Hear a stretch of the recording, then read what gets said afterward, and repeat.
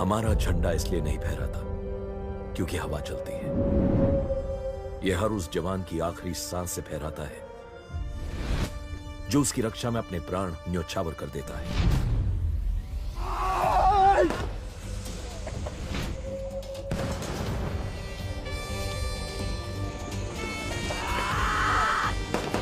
भारतीय सेना इस देश की मुट्ठी है जिसकी उंगलियां हैं उसकी रेजिमेंट्स।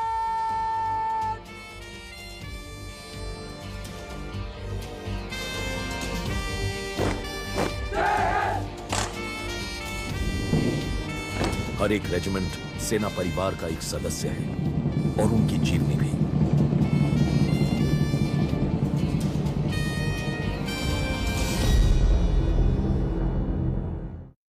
दिसंबर 1971 बांग्लादेश, उस समय का पूर्वी पाकिस्तान, यहां मौजूद तंगेल जिला अक्सर शांत रहता था, लेकिन आज तंगेल के आसमान में हरकत थी। दो जहाज देखते ही देखते बांग्लादेश की सीमा के भीतर थे। यकायक जहाज खुले और 700 सैनिक आसमान से कूदे और ढलते सूरज की रोशनी के साथ जमीन पर गायब हो गए।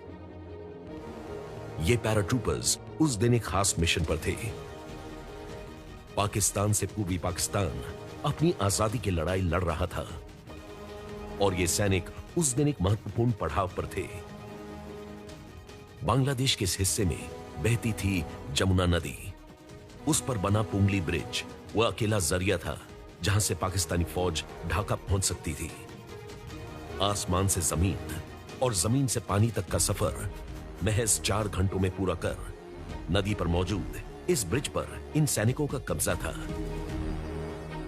जब पाकिस्तानी सेना यहां पहुंची तो इतनी तादाद में यहां पहले से मौजूद इस सेना को देख वो सक पका गए। इस झटके से वो उबर पाते कि उन पर आक्रामक हमला हुआ और 200 से ज्यादा पाकिस्तानी सैनिक वहीं मारे गए। जीत का बिगुल बजते ही बाकी बची दुश्मन की सेना पीछे हट गई और भारतीय सेना के ये जवान ढाका को सुरक्षित रखने में कामयाब हुए। ये सैनिक थे पैराशूट रेजिमेंट के।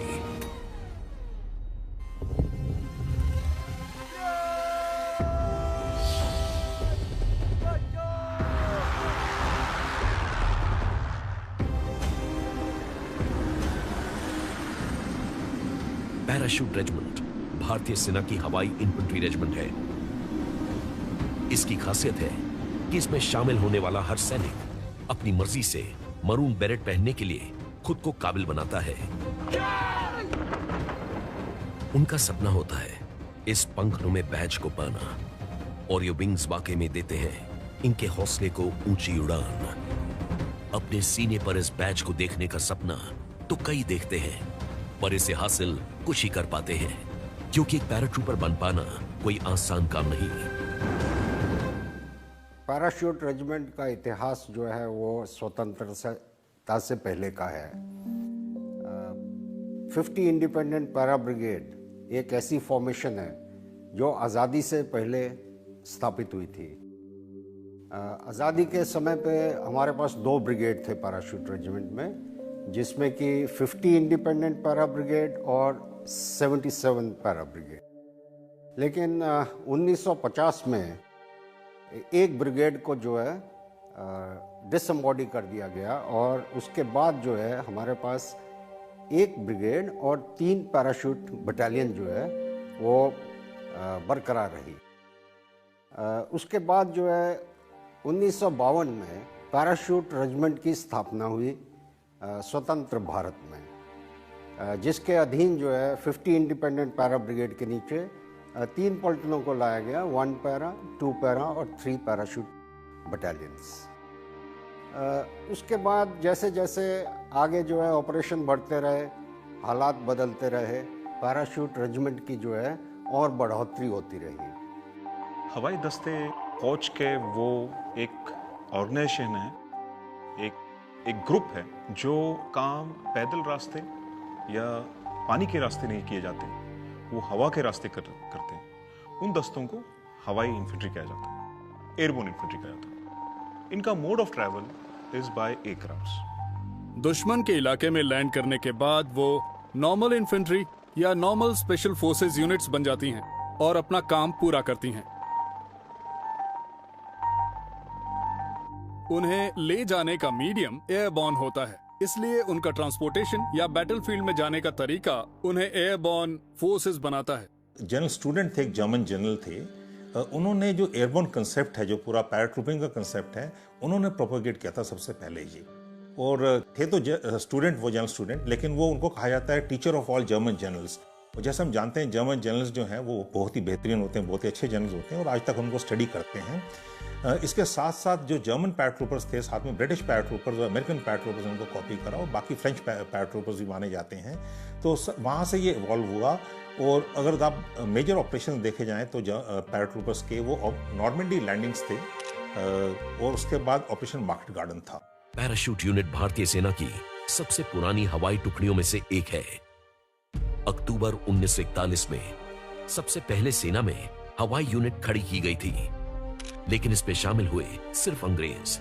लेकिन जल्द ही इसमें गुरखा बटालियन के शातिर सैनिकों को शामिल किया गया और इस तरह बनी सबसे पहली 50th Indian parachute brigade. Second world war के शुरुआती समय में जर्मन पैराट्रूपर्स की शानदार सफलता के बाद इसका मिलिट्री जो थिंकर्स थे उनका ध्यान पैराट्रूपर्स की तरफ गया। और भारत में उस टाइम जो जनरल सेशल थे, हमारे कमांडर इन चीफ उस टाइम, तो उन्होंने ये आदेश दिया कि भारत में भी एक एयरबॉर्न ट्रूप्स का रेजिंग की जाए। तो उसको मद्देनजर रखते हुए 26 अक्टूबर 1941 को फर्स्ट पैरा ब्रिगेड की स्थापना की गई, जिसमें 3 पैरा यूनिट्स थी। और इमीडिएटली रेजिंग के बाद इनको एयरबॉर्न ऑपरेशन में काम करने का मौका मिला और उनको बहुत सफलता मिली। और 15 अप्रैल 1952 में पैराशूट रेजिमेंट को खड़ा किया गया। और पैराट्रूपर्स की महत्वता देखते हुए 1960 के दशक में 7 और यूनिट्स इस रेजिमेंट में शामिल की गई, जिनमें से 9 पैरा और 10 पैरा ये कमांडो के तौर पे खड़ी की गई। इन यूनिटों ने बढ़ चढ़कर हिस्सा लिया बर्मीज कैंपिंग, जहां पर ये एयरलैंड ऑपरेशंस और पैरा ऑपरेशंस के दौरान, एयरबोर्न ऑपरेशंस के दौरान हिंदुस्तान का सबसे पहला और एयरबोर्न ऑपरेशन जो हुआ था वो हुआ था इन इम्फाल, जो एक बैटल है, बैटल ऑफ शंक्षक। ऐसा बैटल था जिसने अपना जो बर्मीज कैंपेन का पूरा जो माहौल था, जो बर्मीज कैंपेन जो तरतीब था, वो बदला है। सो ये airborne forces, the 153rd airborne battalion ने जंप किया और it landed in a place called elephant point. वहां से it move towards this areas in Burma and this operations ended up in finishing in Imphal area. So ये operations यहाँ तक जो airborne forces थी बिफोर प्री इंडिपेंडेंस में कराया गया था। 1946 में दूसरे विश्व युद्ध के खत्म होने पर इस रेजिमेंट को हालांकि तोड़ दिया गया, लेकिन इनके सैनिकों को एकजुट ही रखा गया।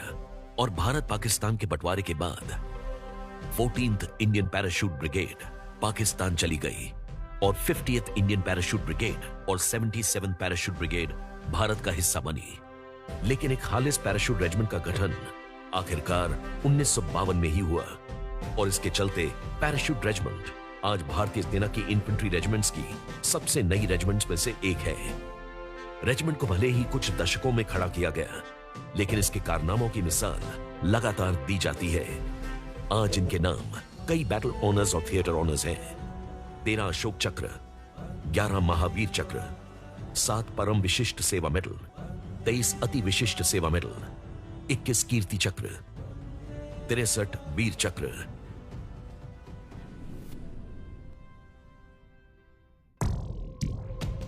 और इस रेजिमेंट की बड़ी खासियत है इसकी स्पेशल फोर्सेस बटालियन, जिसमें शामिल होते हैं कमांडोज।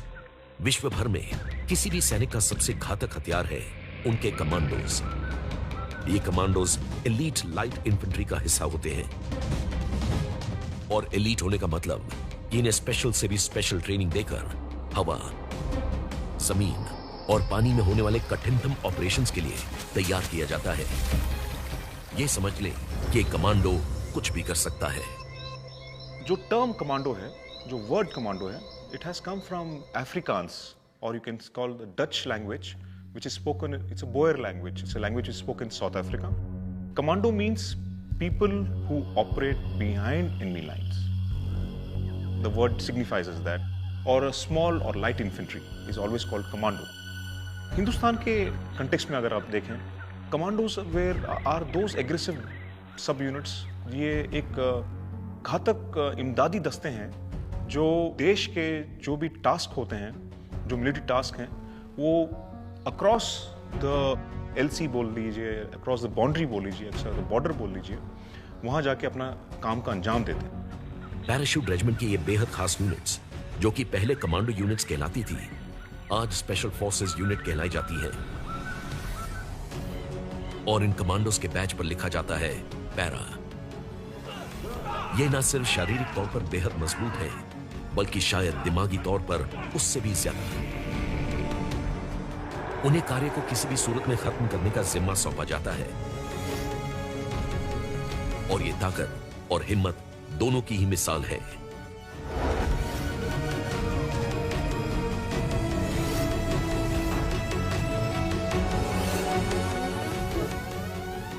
और भारतीय सेना में कमांडो यूनिट्स का जन्म हुआ 1966 में, और इस चर्चा की शुरुआत की कर्नल मेघ सिंह वीर चक्र ने, जो कि गार्ड रेजिमेंट से ताल्लुक रखते थे। उनकी दरख्वास्त पर एक कमांडोज की टुकड़ी खड़ी की गई, जिसका काम था पाकिस्तान की सीमा में घुसकर ऑपरेशंस को अंजाम देना।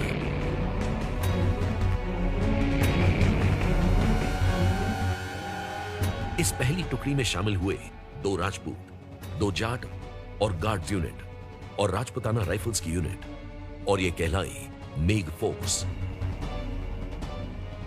और इस यूनिट के साथ वो पहुंचे भारत की वेस्टर्न आर्मी के commander lieutenant general Harbaksh Singh के पास। 1965 का वॉर चल ही रहा था, एंड उसमें he walked up to General Harbaksh and he said, give me an opportunity to showcase my capabilities and let me raise this unit to its full fighting capabilities.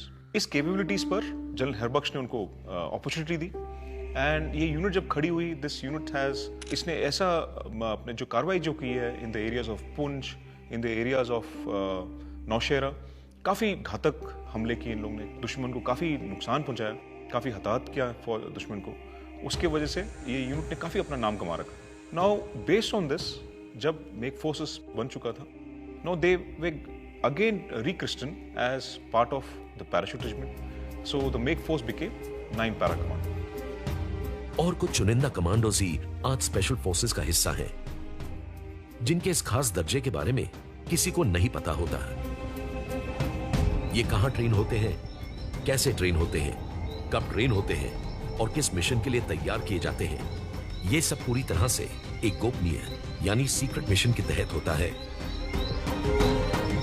Para special forces के जो operations होते हैं, वो इस तरह से दिए जाते हैं, why they always clouded in secrecy and गुप्त इसलिए रखे जाते हैं क्योंकि there is no place for this operations to fail. आप स्पेशल फोर्सेस को तभी यूटिलाइज करते हैं जब आपने ऐसा ठान रखा है, the government thinks about it, और the commanders of the chain understand कि ये मिशन को हासिल करना ही है। टास्क कंप्लीशन की इतनी इंपॉर्टेंस होती है, इन ऑपरेशंस को बहुत गुप्त रखा जाता है अनटिल द कंप्लीशन। इनफैक्ट कई ऑपरेशन जो स्पेशल फोर्सेस करती है, वो उनके सफलता पूर्वक कार्रवाई खत्म होने के बाद भी they kept a secret, because this are every special forces has its own method of operating. सबका अपना तरीका होता है हर एक ऑपरेशन को अंजाम देने का, हर एक कार्रवाई को अंजाम देने का। सो इसलिए इस सीक्रेसी रखी जाती है ताकि इस सेम ऑपरेशन जिस तरह से किया गया है, अगली बार भी उसी कॉन्सेप्ट से, उसी टैक्टिक से करा जाए। अगर इतिहास देखा जाए तो बड़ा सुनहरा इतिहास है। हर एक ऑपरेशन में जो है पैराशूट रेजिमेंट में ने कामयाबी पाई है, तो इसलिए हर एक का ये मन में रहता है कि हम पैराशूट रेजिमेंट ज्वाइन करें। और दूसरा मरून बैरे पहनने की एक अलग शान है, चुनौती वाला है, लेकिन इसमें जो है जो भी नुमाइंदा आता है उसको बड़ा गर्व होता है कि वो जो है मरून बैरे पहन रहा है। तो इसलिए जो है काफ़ी लोग जो है वॉलंटियर फोर्स, हालांकि मुश्किल है, कठिनाई है, सिलेक्शन प्रोसीजर हमारे जो हैं काफ़ी सख्त हैं, लेकिन उसके बावजूद भी जो है वो पैराशूट रेजिमेंट ज्वाइन करना चाहते हैं। रेड डेविल्स कहलाने वाले ये कमांडोज खून के लाल सुर्ख रंग से पहचाने जाते हैं। खास मरून बेरेट पहनते हैं, जो दर्शाती है कि उनका खून का कतरा कतरा अब सिर्फ देश के लिए बना है। सेनानी करो प्रयाण भय, भवी इतिहास तुम्हारा है, ये नख्त अमा को बुझते हैं, सारा आकाश तुम्हारा है। 18 सितंबर 2016 जम्मू कश्मीर के उरी सेक्टर में एलओसी पर मौजूद भारतीय सेना के स्थानीय मुख्यालय पर आतंकी हमला हुआ। इस हमले में सेना के 18 जवान शहीद हुए। यह भारतीय सेना पर हुआ 20 सालों में सबसे बड़ा हमला था। यह एक फिदायीन हमला था जिसे सीमा पार पनप रहे आतंकियों ने अंजाम दिया। भारत सरकार ने इस हिमाकत को बेहद गंभीरता से लेते हुए इस हमले के 11 दिनों के भीतर अपने कमांडोज को सौंपा सर्जिकल स्ट्राइक करने का मिशन। सर्जिकल स्ट्राइक्स में देश ने एक स्ट्रेटेजिकल रिजॉल्व दिखाया और पैरा एसएफ को टास्क किया गया कि आप मल्टीपल टारगेट्स को एक टाइम पे साइमल्टेनियसली डिस्ट्रॉय करेंगे। तो दोनों साइड पीर पंजाल के नॉर्थ और साउथ में लगभग 300 किलोमीटर अपार्ट टेररिस्ट कैंप चुने गए और जहां पर इन्होंने इन्फिल्ट्रेट करा, जीरो मून था उस टाइम, बिल्कुल मून नहीं था, इन्फिल्ट्रेट करा, कैंप्स को डिस्ट्रॉय किया और वापस आए। Failure was not an option and success not a probability. Fail हो नहीं सकते थे, क्योंकि फेल होते तो बहुत इंडिया का बहुत नुकसान होता और it could have led to a war.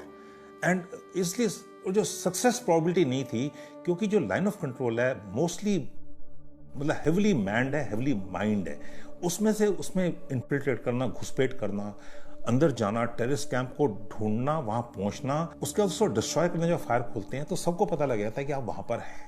और वो जो पाकिस्तानी आर्मी जो डिप्लॉयड है वो उनके रूट सील कर देगी, उनको वापस नहीं आने देगी। अगर हमारा एक भी आदमी वहां कैप्चर हो जाता या रह जाता या इंजर हो जाता तो आप सोच सकते हैं उसका क्या होता।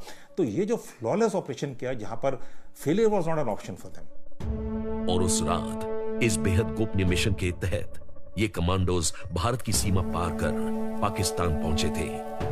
आतंकवादियों और उनके ठिकानों को पूरी तरह से खत्म करके ये पूरी यूनिट सही सलामत वापस लौटी।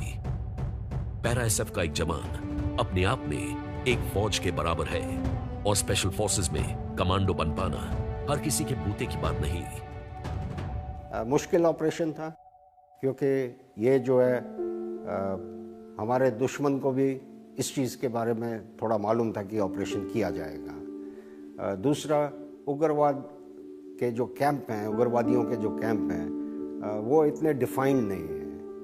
कहीं पे जो है टेम्परेरी कैंप बनाते हैं और वो ऐसे इलाकों में हैं जहाँ पे दुश्मन की फ़ौज भी उनके तकरीबन नज़दीक है। और मल्टी टारगेट्स एक ही टाइम में अलग इलाके में साइमल्टेनियसली स्ट्राइक करना, ये एक बहुत बड़ी चुनौती थी। लेकिन इसमें जो है कामयाबी हासिल की, क्योंकि अच्छी ट्रेनिंग थी, अच्छी प्लानिंग हुई और पूरा जो है बिना किसी कैजुअल्टी के इस ऑपरेशन को कामयाबी से पैराशूट रेजिमेंट की पलटनों ने पूरा किया। ये तो ऐसी सर्जिकल स्ट्राइक थी जिससे जुड़ी कुछ जानकारी सरकार के माध्यम से सामने आई, वरना ऐसे कई गुप्त ऑपरेशंस हमारे स्पेशल यूनिट्स देश को महफूज रखने के लिए लगातार करती हैं, लेकिन उनसे जुड़ी जानकारी बेहद क्लासिफाइड यानी गोपनीय रहती है। 1965 की हाजी पीर सर्जिकल स्ट्राइक में भी कमांडोज का काम इतना दुरुस्त था कि ऑपरेशन कब शुरू और खत्म हुआ इसकी भनक किसी को नहीं पड़ी। पाकिस्तान ऑक्यूपाइड कश्मीर यानी पीओके में मौजूद हाजी पीर, जिसे 1965 की लड़ाई में पाकिस्तान के रजाकरों और सैनिकों का गढ़ माना जाता था, और यहां एक पैरा ने अपनी काबिलियत को साबित करते हुए कठिन परिस्थितियों में पहाड़ों पर चढ़कर दुश्मन के घर में घुसकर उस पर आक्रमण किया था। इस सर्जिकल स्ट्राइक को ऑपरेशन फौलाद का नाम दिया गया था।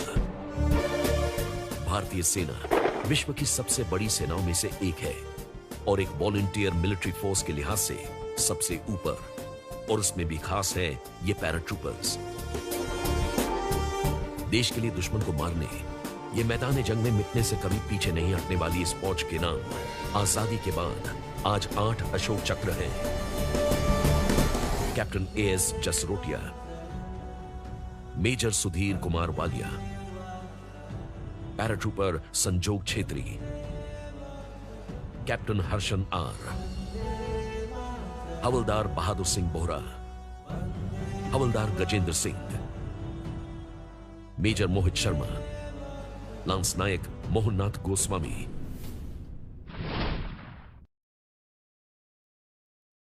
उन्नीस भारत पाकिस्तान की लड़ाई के बाद सीज फायर घोषित हो चुकी थी, लेकिन पाकिस्तानी फौज अब भी भारत के पश्चिमी हिस्से से बाहर नहीं गई थी।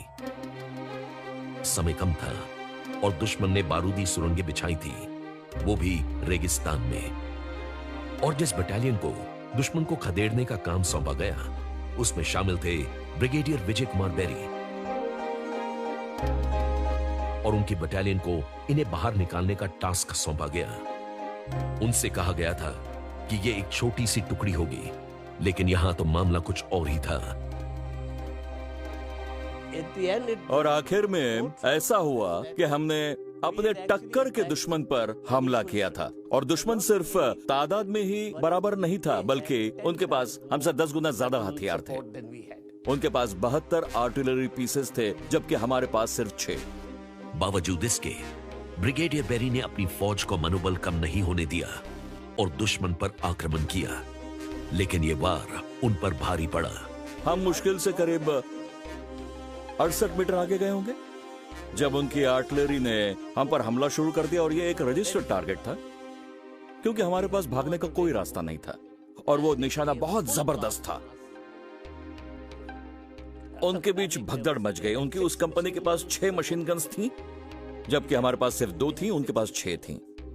और उनके पास हर तरह के बेहतर आर्टिलरीज थी, heavy artillery, medium, heavy motor, और वो उनसे हम पर जोरदार निशाने लगाने लगे, और उसके चलते सब पैनिक हो गए और जमीन पर गिर गए। फिर मुझे और मेरे साथी को शारीरिक तौर पर जाकर उन्हें उठाना पड़ा, और इतनी धूल जमा हो गई थी, ऐसा लगा जैसे सुनामी आ गई हो, धूल का तूफान।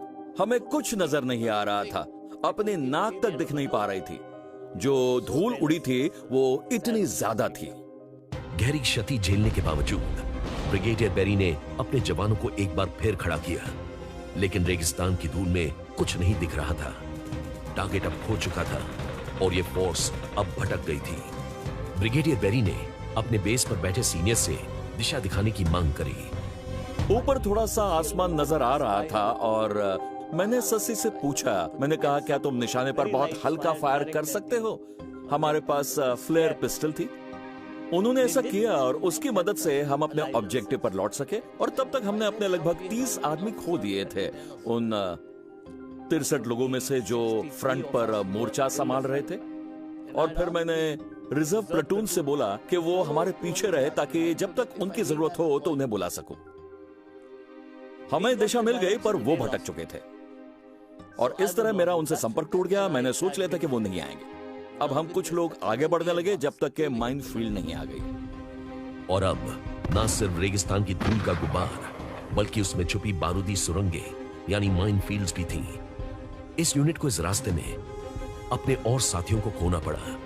अब सिर्फ 12 सैनिक बचे थे, लेकिन उनका रोष और साथियों की शहादत से मिला जीत का जुनून पाकिस्तानियों पर भारी पड़ा, और लड़ाई का दौर तेज हुआ और कई घंटे चला। अब बस हम सिर्फ 6-7 लोग बचे थे। हम हमला करने के लिए तैयार थे, और हमने आगे से मोर्चा संभालने की ठानी। और अचानक से हमने देखा कि हमसे करीब 30 मीटर दूर पीछे पाकिस्तानी काउंटर अटैक के लिए तैयार हो रहे थे। उधर करीब 30-40 लोग थे। हमें एग्जैक्टली नहीं पता था कितने लोग थे, पर वो सब वहां जमा थे, और उन्होंने चिल्लाना शुरू कर दी, या अली या अली। जोशियों ने सुना और उन्हें ढूंढ लिया। उन्होंने कहा ये तो गए। फिर मैंने और मेरे डिप्यूटी ने ये फैसला किया कि देखो, अब हमारे पास बच निकलने का कोई रास्ता नहीं है, चलो इन पर हमला बोलते हैं। हम चिल्लाएंगे, दाई तरफ से अल्फा कंपनी, बाई तरफ से बीटा कंपनी, एक एक को छोड़ना नहीं है, इस तरह का गुस्सा दिखाएंगे और कहेंगे भारत माता की जय। हम चिल्लाते हुए उन पर टूट पड़े, और जितने हथियार थे सब फायर करने लगे। वो घबरा गए। उन्हें लगा शायद पूरी की पूरी बटालियन आ रही है, हम फंस जाएंगे, और इसलिए वो सारे भागने लगे। पाकिस्तानी फौज उस दिन भारतीय सेना के हौसले के सामने नहीं टिक पाई। जो बचे सैनिक थे वो भाग गए और बाकी मारे गए, और इस तरह इस मिशन को पूरा किया गया। और ब्रिगेडियर बेरी को इस बहादुरी के लिए महावीर चक्र से सम्मानित किया गया।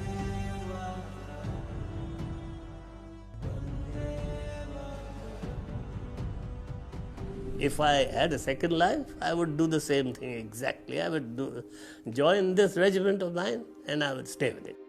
It has given me everything.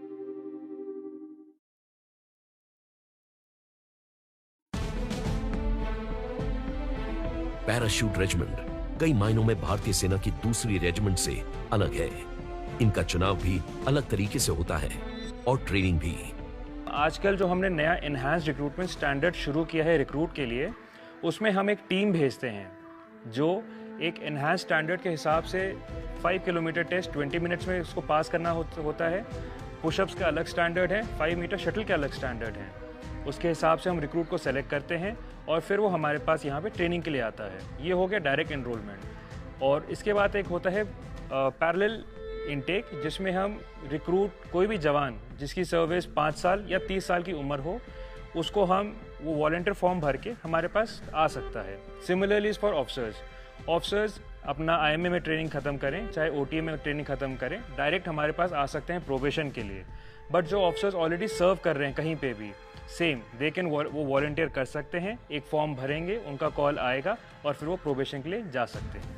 ये ना सिर्फ एक इन्फेंट्री रेजिमेंट है, बल्कि एक हवाई इन्फेंट्री रेजिमेंट भी, और साथ में स्पेशल फोर्सेस अलग। तो इनकी ट्रेनिंग कई मायनों में अलग है। बेसिक ट्रेनिंग तो सभी रेजिमेंट्स की एक सी होती है, लेकिन यहाँ इसके अलावा भी काम होता है। पास आउट होने के बाद हर रिक्रूट प्रोबेशन के लिए जाता है, जो 3 महीने का हमने शेड्यूल रखा है। नाउ दैट प्रोबेशन जो है सबसे इम्पॉर्टेंट चीज़ है एक रिक्रूट या चाहे कोई भी ऑफिसर हो उसकी ट्रेनिंग का। बिकॉज यही 3 महीने में हम उसको फिजिकल में टेस्ट करते हैं, उसकी मेंटल स्ट्रेंथ में टेस्ट करते हैं, जिसमें हम उसको कंपल्सरीली 1 महीना स्ट्रेस फेज में रखते हैं।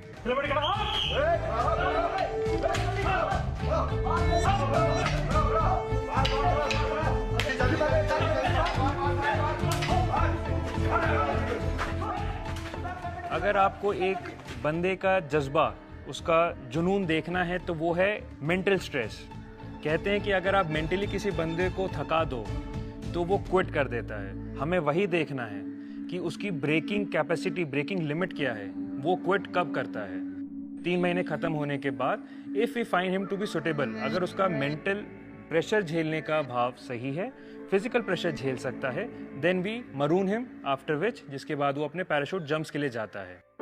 हर किसी को 5 पैराशूट जंप्स करनी जरूरी है, जिसमें से 3 जंप्स दिन में होती हैं और 2 जंप्स रात में होती हैं। और इस कवायद के पूरे होने के बाद वो अपने विंग्स के काबिल बनता है और एक पैराट्रूपर कहलाता है। सुपर सोल्जर्स का दर्जा पैरा एसएफ बटालियंस को ऐसे ही नहीं दिया गया। ये सुपर सोल्जर क्या कर सकता है, इसका अंदाजा आप बस कुछ इन्हीं बातों से लगा सकते हैं। 6 सैनिकों का एक छोटा सा समूह बिना पानी और खाने के दिनों हफ्तों दुश्मन की सीमा में छुपा रह सकता है। इन्हें सैटेलाइट फोन या गूगल मैप्स की जरूरत नहीं। ये आसमान की तारों की पोजीशन और एक छोटे से कंपास को पढ़कर अपनी दिशा तय करते हैं। इन्हें रेगिस्तान में उतारो या बर्फ पर, ये बिना पानी के कई किलोमीटर की दूरी चल सकते हैं। चूहे बिच्छू को पकाकर गुजारा कर सकते हैं और कटीली झाड़ियों को अपना बिस्तर बनाकर कहीं भी सो सकते हैं। इन्हें हर हालात में जीना और लड़ना आता है। बस जो नहीं आता है वो है हारना। और दुश्मन के कब्जे में क्या कुछ हो सकता है, उसे ही अपनी ट्रेनिंग के दौरान गुजरते हैं। ये ट्रेनिंग उन्हें इतना मजबूत बना देती है कि ये फिर कुछ भी झेल जाएंगे पर अपना मुंह नहीं खोलेंगे। दुनिया भर की सेनाओं में उनकी स्पेशल फोर्सेस का दर्जा सबसे ऊपर है। जिस आग में इन्हें झोंक कर तैयार किया जाता है, फिर ना ये दर्द महसूस करते हैं ना कोई दूसरा जज्बात। और ये सब जानने के बावजूद कई हजार सैनिक स्पेशल फोर्सेस में भर्ती होने का ख्वाब देखते हैं। कमांडोज बनने की ट्रेनिंग वही पूरी कर पाता है जिसमें गहरी सहन शक्ति, जुनून और कह सकते हैं एक अलग तरीके की सनक हो। कमांडो एक फील है, जो एक जज्बा है, जो बंदे को ये बताता है, दर्शाता है कि वो बंदा किसी भी टास्क के लिए, किसी भी मिशन के लिए अपनी जान भी दे सकता है। और कुछ भी हो जाए, हमें वो मिशन, जो टास्क मिला है, वो हमें करना ही करना है। कमांडो के फैटर्निटी में फेलियर का कोई स्कोप नहीं है। बेसिकली एक कमांडो जब फिट होता है यूनिट में, हम उसे एक बलिदान का बैच देते हैं, जिसका मतलब ये होता है कि उसने अपनी पूरी, आप कह सकते हैं, इच्छा शक्ति अब वो उसके यूनिट के लिए है, उसके जो साथ वाला उसका जो बडी है उसका ख्याल रखना, उसके लिए सब कुछ कुर्बान करना, एक दूसरे के लिए हम कुछ भी कर सकते हैं, और ये होता है हमारा बलिदान हमारे यूनिट के लिए, हमारे कमांडो फैटर्निटी के लिए। स्पेशल फोर्सेस की हर एक बटालियन को एक अलग तरीके की युद्ध शैली में पारंगत है। 1 पैरा एसएफ कोवर्ट और ओवर्ट ऑपरेशंस के लिए तैयार रहती है।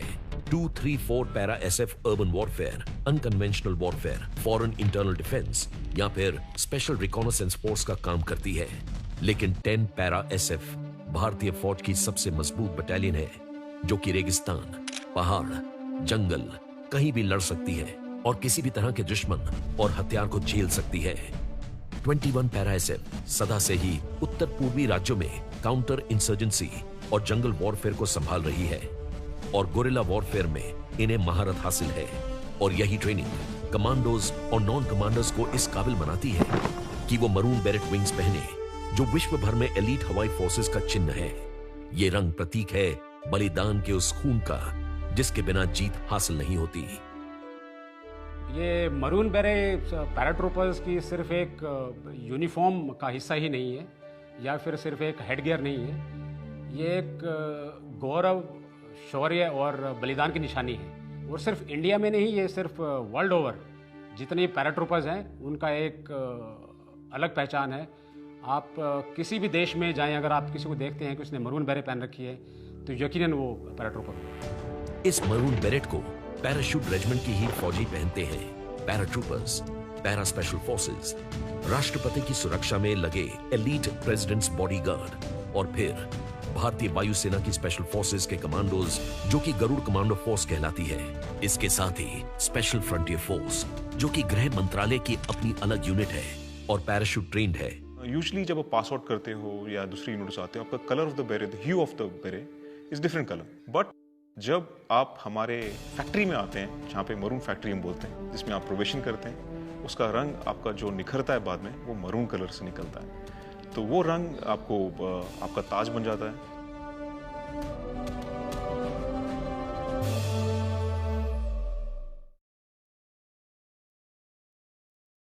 पैराशूट रेजिमेंट का रेजिमेंटल हेडक्वार्टर है कर्नाटका की राजधानी बेंगलुरु में। सेंटर में एक और ट्रेनिंग का शोर रगों में दौड़ता है, तो वहीं दूसरी तरफ महसूस होता है एक ठहराव, जहां आंखें जा टिकती हैं उन वीरों के नाम पर बनी इमारतों पर जिन्होंने मुल्क के लिए जान दे दी। सेंटर के उस्मान ब्लॉक में मौजूद नौशेरा के शेर की भी कहानी लाजवाब है। ब्रिगेडियर उस्मान आजाद भारत के पहले मिलिट्री कमांडर थे, जिनका अंतिम संस्कार पूरे राष्ट्रीय सम्मान के साथ हुआ था। भारत में यह सम्मान आज तक सिर्फ 3 वॉर हीरोज को मिला है, field marshal Sam Manekshaw, marshal of the air force Arjan Singh और ब्रिगेडियर उस्मान। और इस इज्जत अफजाई के वो हकदार बने 1947-48 में कश्मीर के लिए लड़ी गई पहली जंग में, जब पाकिस्तानी रजाकरों और कबीलियों को मिला पाकिस्तान की सेना का बढ़ावा और उन्होंने श्रीनगर और साथ ही कश्मीर के पूंछ, झांगर सेक्टरों में घुसपैठ शुरू की। पैरा ब्रिगेड को इन्हें खदेड़ने का मिशन सौंपा गया और इस काम की जिम्मेदारी सौंपी गई ब्रिगेडियर उस्मान और उनकी 50 पैराशूट ब्रिगेड को। लेकिन झांगर पहुंचने से पहले ब्रिगेडियर उस्मान को कश्मीर के नौशेरा को भी इन रजाकारों से छुड़ाना था। नौशेरा में बेहद कम नफरी होने के बावजूद भी वो पाकिस्तान की फौज पर भारी पड़ी। दुश्मन के 1000 सैनिक मारे गए और दूसरे 1000 घायल और कमजोर किए। इस ऑपरेशन में 32 भारतीय सैनिक शहीद हुए और करीब 100 घायल, लेकिन दुश्मनों की फौज ने भारी नुकसान झेला। Muhammad Usman was one of the youngest brigadiers in his time, and he was, as the commander para brigade, had resolved, उन्होंने अपने आप पर ऐसा एक चुनौती ले रखी थी कि जब तक मैं दुश्मन को इस देश से नहीं खदेड़ता, मैं चारपाई पे नहीं सोऊंगा। तो ऐसा रिजॉल्व था उनका। उस रिजॉल्व की वजह से उन्होंने he ensured that the armies, the direction he gave towards battle winning, especially in the areas of Jhangat and Nौशेरा, वो बहुत सराहनीय रोल्स थे। एंड उसके वजह से पाकिस्तानी आर्मी काफ़ी नुकसान पहुंचा उनको, एंड नुकसान ही नहीं, वो जितने अंदर तक आ चुके उनको खदेड़ कर उस एरियाज को फ्री किया गया, जिसकी वजह से आज भी उनका नाम लायन ऑफ नौशेरा, शेर का बच्चा बोलते हैं उनको, इसी वजह से। और ब्रिगेडियर उस्मान युद्ध के आखिरी पड़ाव पर शहीद हो गए, लेकिन उनके आखिरी शब्द वहां लड़ने वाले हर एक सैनिक के कानों में गूंजती रही, मैं भले ही मर जाऊं, लेकिन किसी भी हाल में जहांगीर दुश्मन का नहीं होना चाहिए। उनकी मौत का बदला चुकाया उनके पैराट्रूपर्स ने जहांगीर पर कब्जा करके, और ब्रिगेडियर उस्मान को मरणोपरांत महावीर चक्र से सम्मानित किया गया।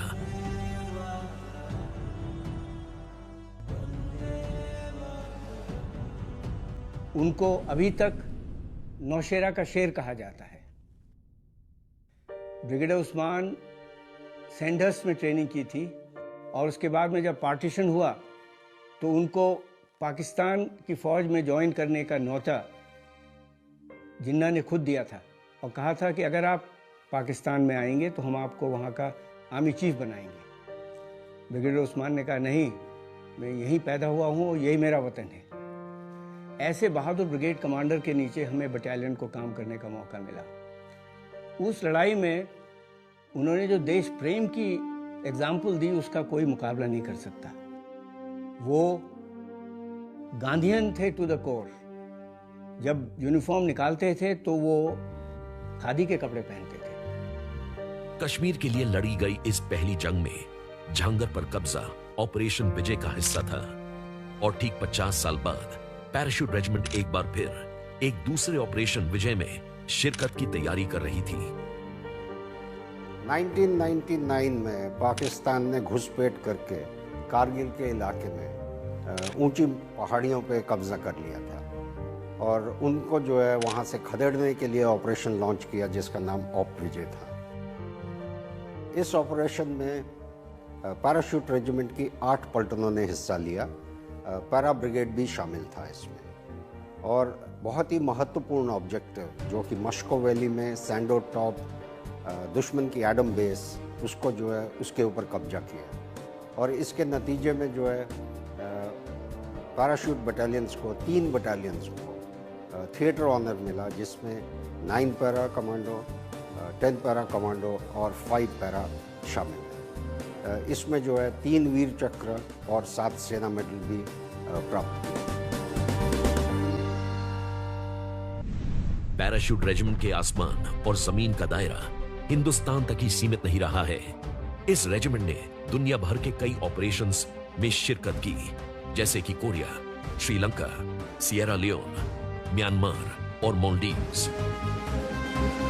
ऑपरेशन कैक्टस था मालदीव्स में 3 नवंबर 1988 को 1988 को जो हुआ था। इस ऑपरेशन से जो टास्क दिया गया था हमको सुबह, वो ये था कि वहाँ पर कू हो गया था, और जो मालदीव्स है उनके प्रेसिडेंट थे गयूम, अब्दुल गयूम, उनको इलेक्शन जीत गए थे, और 11 नवंबर को उनको प्रेसिडेंट की ओथ लेनी थी, और 3 नवंबर को थर्ड मॉर्निंग को ये कू हो गया। हम आगरा में बैठे थे और हमको मूव करा गया। हमारे 2 टास्क दिए गए। Number 1 to rescue President Gayoom and bring him back to the country, and to restore the elected government of Maldives.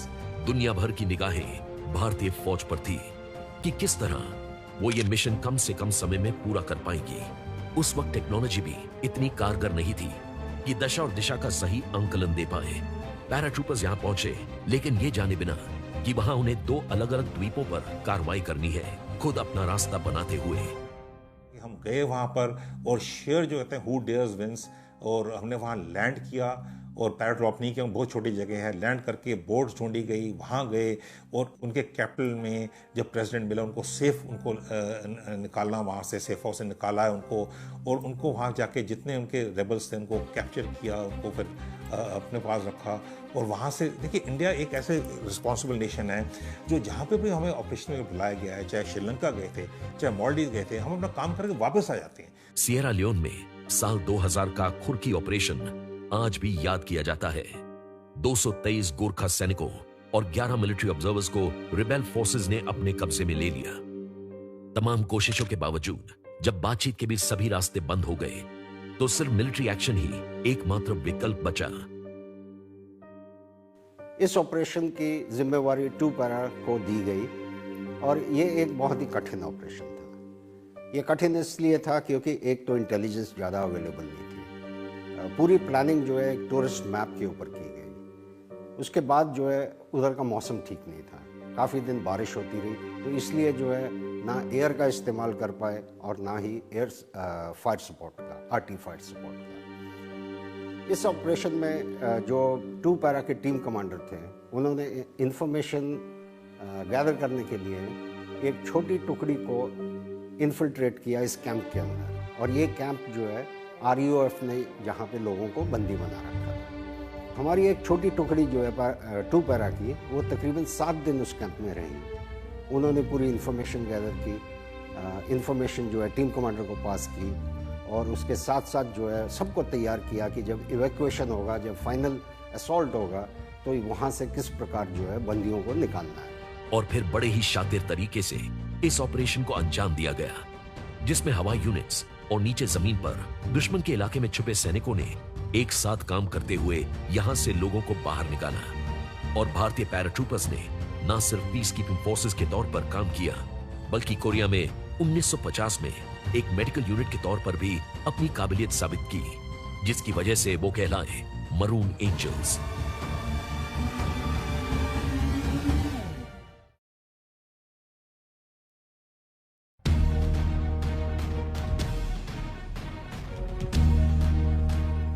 Maroon बेरेट पहनने वालों का कमाल मैदान जंग तक ही सीमित नहीं है। पैराशूट रेजिमेंट के सैनिक के और भी कई शौक रखते हैं, लेकिन उन्हें पूरा करते हैं मिशन के तौर पर ही। खेल के मैदान में नामुमकिन को मुमकिन बनाया पैराशूट रेजिमेंट के honorary lieutenant colonel MS Dhoni ने। 2011 में क्रिकेट वर्ल्ड कप को जीतकर वो बड़े फख्र से कहते हैं कि उनकी जिंदगी की सबसे बड़ी कामयाबी क्रिकेट वर्ल्ड कप नहीं, बल्कि पैराट्रूपर का वो खिताब है जो उन्होंने बाकायदा ट्रेनिंग पूरी करके पाया। आसमान से कूदना और आसमान की बुलंदियों तक पहुंचना, माउंटेनियरिंग भी इनकी खासियत रही है। इन्होंने अपनी ट्रेनिंग को बखूबी अपने खेल में शामिल किया और कठिन से कठिन एक्सपीडिशंस में ये शामिल हुए हैं। माउंट एवरेस्ट पर चढ़ने वाले पहले भारतीय पैराशूट रेजिमेंट के कैप्टन अवतार सिंह चीमा थे, जिन्होंने 1965 में यह कामयाबी दर्ज की। कैप्टन चीमा को भारत सरकार ने अर्जुन अवार्ड और पद्मश्री दोनों से ही सम्मानित किया। नामुमकिन को मुमकिन बनाने वालों की फेहरिस्त में नाम कर्नल JK बजाज का भी है, जो कि साउथ पोल पर पहुंचने वाले पहले भारतीय थे, और वो भी पैराशूट रेजिमेंट का हिस्सा थे। ना सिर्फ वो पहुंचे अंटार्कटिका, बल्कि इतने कम तापमान में 50 दिनों के भीतर 1200 किलोमीटर स्की करने वाले 11 सदस्यीय इंटरनेशनल एक्सपीडिशन का भी वो हिस्सा बने। आसमान की ऊंचाइयों से समंदर की गहराइयों तक का रास्ता तय करना, अपनी परछाई से भी छुपकर जीना, ना मौत से डर, ना दर्द का एहसास। आखिर किस जज्बे, किस जुनून के लिए जीते हैं ये खास सैनिक? गुरूर है सेना, जुनून है देश, और जज्बा है बलिदान। पैराशूट रेजिमेंट के चिन्ह में बसा है उनका सार, शत्रुजीत, बेबाक, बेफिक्र और बहादुर। शत्रु पर विजय पाने वाला वो राजा जो अपने घोड़े ग्वालियर पर सवार हो आकाश, पाताल और पृथ्वी पर राज किया करता था।